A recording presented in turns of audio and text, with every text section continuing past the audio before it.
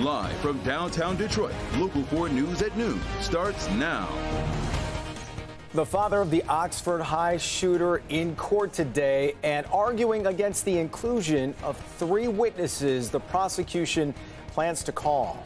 Good to have you with us here at noon, everybody. I'm Jason Colthorpe. And I'm Kim DeGiulio in for Rhonda Walker. James Crumbley's trial is set to begin in just a few weeks, but several motions were filed that could determine where the trial will be held and who can be called to testify. Will Jones has been tracking the hearing for us from the Local 4 newsroom. Will, what have we learned?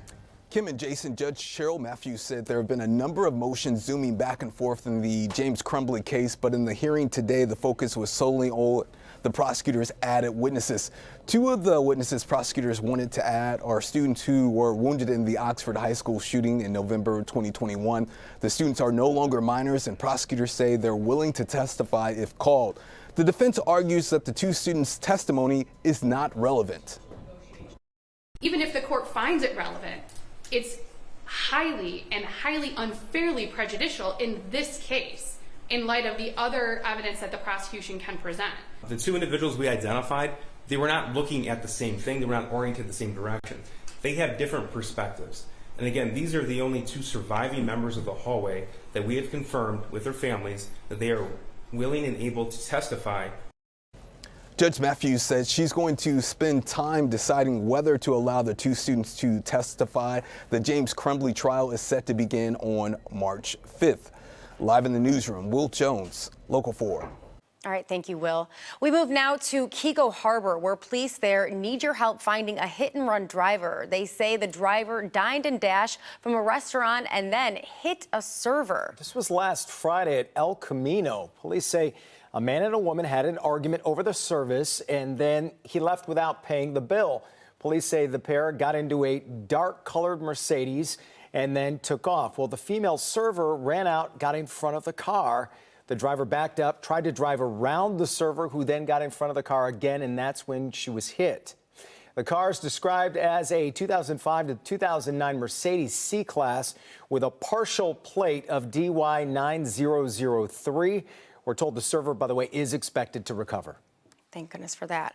A truck carrying a load of trash caught fire on I-696, and it caused a huge mess. Take a look at this video shot by Sky 4. It shows a huge load of trash sitting on the side of the road as firefighters took to douse any remaining embers. It's all happening on the westbound lanes just after DeQuinder, that overpass there. At last check, only 1 lane was open to traffic. No word right now if there were any injuries.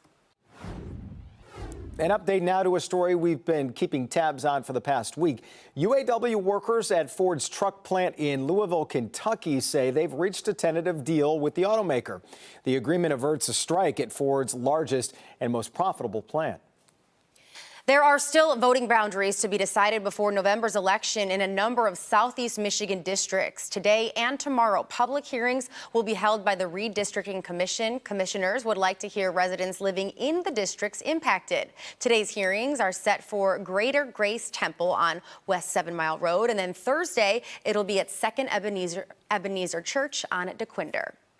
The state's Department of Natural Resources is asking for proposals on what to do with the Belle Isle Boathouse. The building was deemed structurally unsound due to years of deterioration. It needs $54 million worth of renovation. The DNR is accepting letters of intent for potential renovations. The deadline to submit letters is March 29th.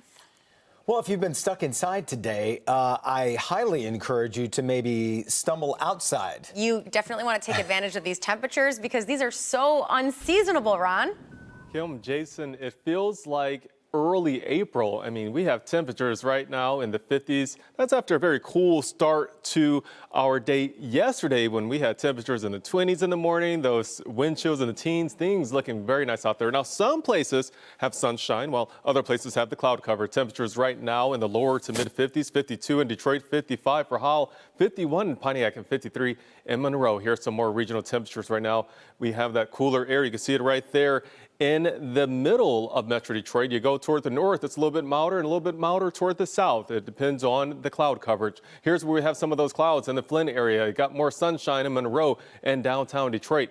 We are going to have a mix of clouds and sun. But we also have a chance of a few spotty showers. You see them traveling through the thumb and over toward West Michigan. More spotty showers on the way into our area. Not all of us getting any rain, but some of us will. So here's what we're going to be looking at. Those rain chances. We have a couple of those chances as we get into the afternoon and evening hours continuing. And then as we get into tomorrow, much better chance of the rain. We're going to have that for much of the day tomorrow. So here's the headlines right here. We have the warm weather today, a few showers possible. Tonight, mostly cloudy with some sprinkles still possible. And tomorrow, more rain, but it is still mild out there. We're going to have your full forecasts coming up. I guess you can't have the spring-like temperatures without the spring-like showers. Well, that's usually the old saying, goes hand in hand, right? It does. All right, well, thanks, Ron. Russian authorities have detained a 33-year-old Russian-American ballerina who lived in Los Angeles on suspicion of treason. As NBC's Richard Engel reports, the arrest comes as the U.S. now is looking to impose more sanctions on Russia. Another American citizen is in custody in Russia. Ksenia Karelina, a 33-year-old ballerina who lived in Los Angeles, is a Russian-American dual national. She was detained on suspicion of treason for allegedly donating money to support Ukraine. The White House now issuing a warning to all Americans in Russia. If you're a U.S. citizen, including a dual national, residing in or traveling in Russia, you ought to leave right now. Russia's Federal Security Service released this video apparently showing Karelina being led into a courtroom where a judge denied her bail. She is not safe there, and if we do not help her, so she will spend the rest of her life in jail. As the U.S. works to respond, President Biden says he will bring new sanctions against Russia after the death of Vladimir Putin's most outspoken critic, Alexei Navalny. I told you we'd be announcing sanctions on Russia. We'll have a major package announced on Friday.